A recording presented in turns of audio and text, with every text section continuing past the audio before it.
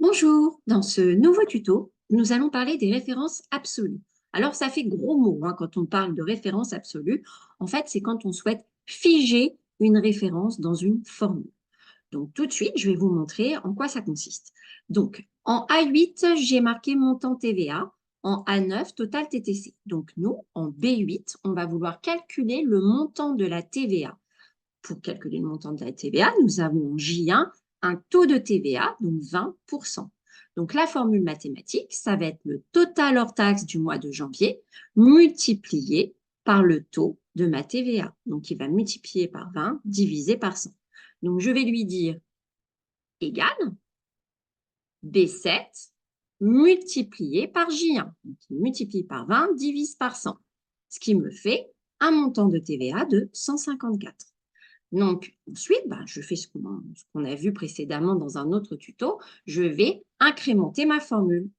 Et la catastrophe, ça ne fonctionne pas. Alors là, je ne m'énerve pas, je panique pas, je tape pas mon voisin, ça sert à rien.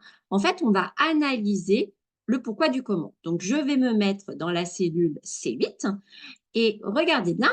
Ici, alors, moi, j'ai fait un double clic pour bien vous montrer la formule. Vous pouvez aussi la regarder dans la barre de formule.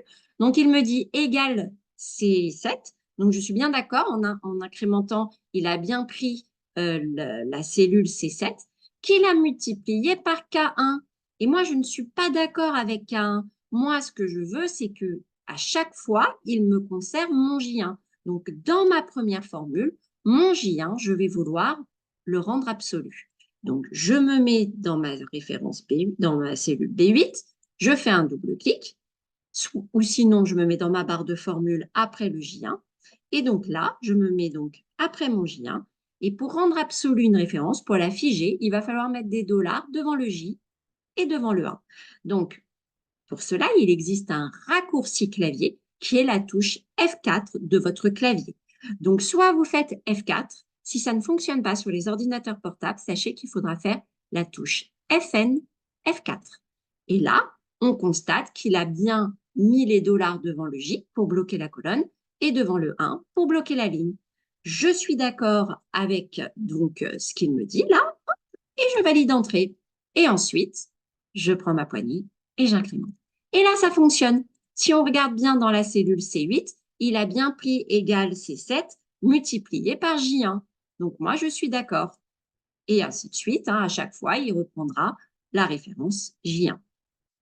Pour calculer le total TTC, je vais faire donc mon petit sigma, la somme de B7 à B8.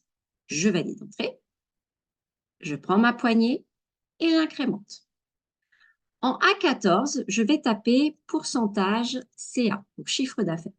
Pour calculer le pourcentage du chiffre d'affaires, ça va être le total TTC du mois de janvier divisé par mon total général. En fait, nous, notre TTC du mois de janvier, on veut l'obtenir en pourcentage. Donc, c'est forcément par rapport au total général. Donc, on va lui dire égal B9 divisé et je clique dans H9. Je valide l'entrée. Donc là, on n'obtient pas un pourcentage, donc je vais aller mettre en forme cette cellule. Donc pour cela, dans l'onglet Accueil, je vais aller dans le groupe Nombre et je vais cliquer sur Pourcentage. Et je vais même rajouter un chiffre après la virgule en cliquant sur ce petit icône qui s'appelle Ajouter une décimale. Ensuite, j'incrémente.